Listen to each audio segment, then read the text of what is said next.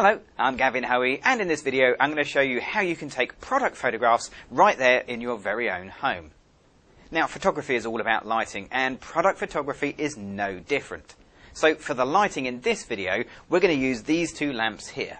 Now, this is the tabletop kit from Mick and Sue. You can find out more details about them from their website at www.smick.co.uk. Now, with the lighting on this, I've gone with the 105 watt continuous lighting bulb. It's a great big bulb. It kicks out about 500 watts of normal light, just over.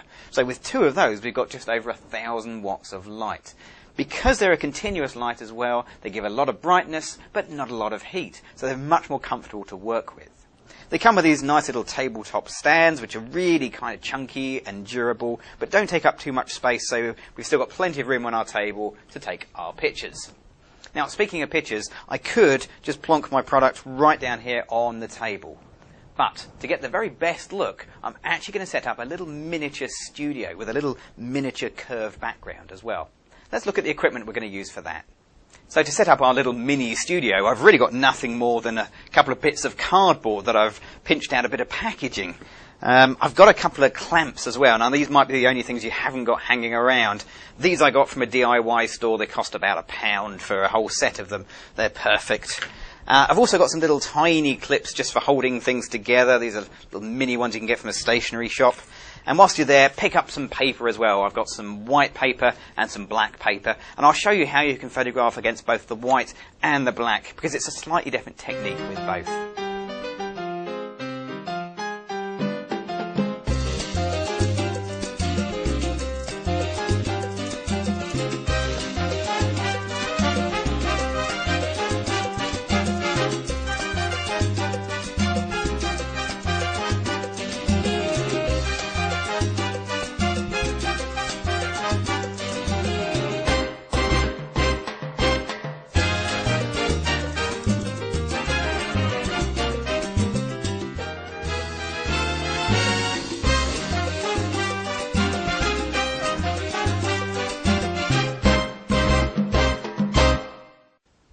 So with my background set up and my product in place, I'm ready to start taking the pictures. But hold on a second. You need to set your camera up for the best possible quality of photograph. So let's just run through the settings you're going to be using.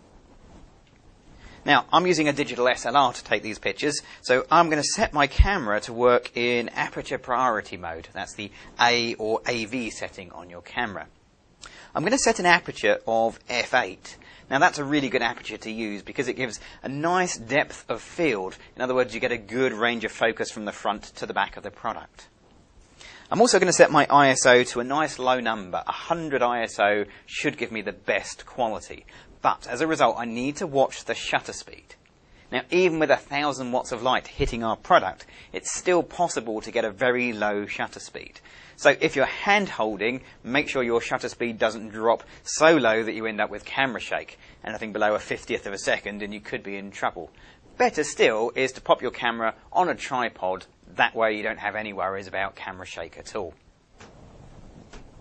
Now, we also have to think about the background as well. Because we're using the pure white background, it tends to make your camera get a little confused. It'll try and make this pure white a sort of grey colour, and the end result is normally an image that's a little bit underexposed.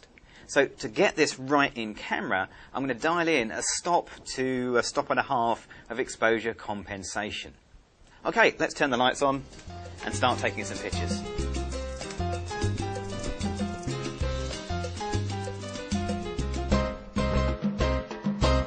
Now, as you can see, these lights are really pumping out the power. It really is very, very bright on our teapot there. In fact, on the video, you can barely see it at all. 1,000 watts of light is very, very powerful. And it's giving us a good shutter speed as well, 80th of a second. But that's with the exposure compensation set to 0. Let's have a look and see what happens when I take a picture with that setting. Okay, so as you can see, it's really dark, it's underexposed, the white background has gone, well, a bit of a muddy grey colour. Let's change the exposure compensation, we'll add in a stop and a third extra exposure, and we'll see how that looks.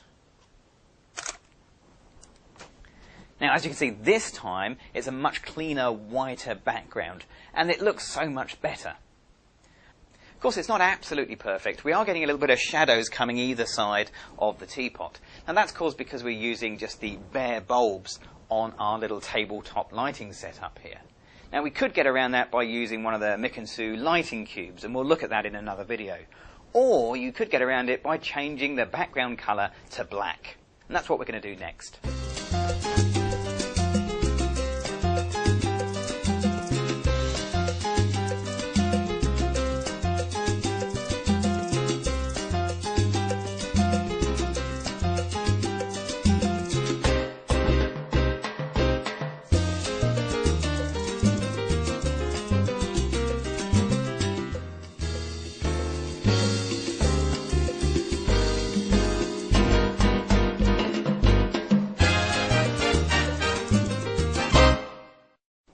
Okay, so we've gone for the black background, and that has a couple of advantages.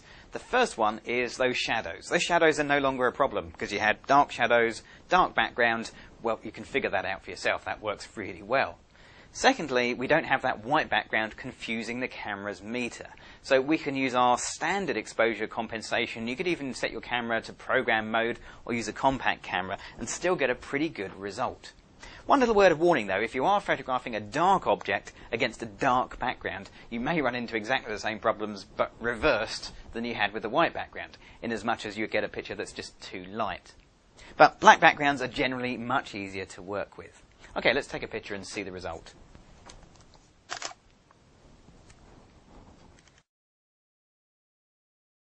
Okay, so there we are, product photography in your own home, and it's really simple to do. For more information and to have a closer look at the products we've featured here, have a look at the Smick website at www.smick.co.uk. I'm Gavin Hoey. Thanks for watching.